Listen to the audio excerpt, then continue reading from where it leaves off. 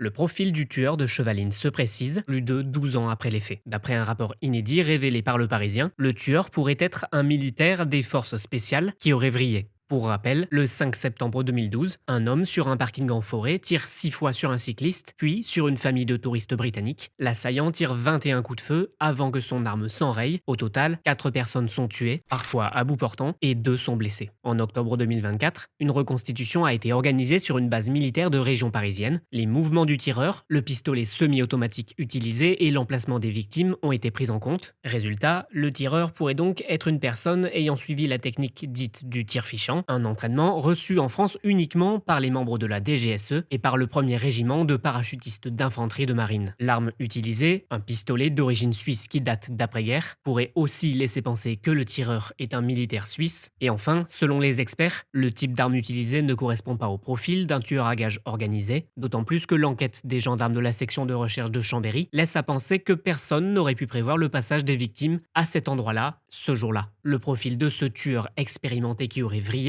a aussi rapproché les enquêteurs d'une autre affaire, celle de Xavier Baligan, un touriste belge abattu un an plus tôt sur une aire d'autoroute de Meurthe-et-Moselle. À l'époque, Xavier Baligan est tué de 5 balles, dont une à bout portant, par une autre arme suisse d'après-guerre. D'autres éléments relient les deux enquêtes, comme le campeur danois, un homme présent dans les deux campings de Xavier Baligan et de la famille britannique, aux mêmes dates que les victimes.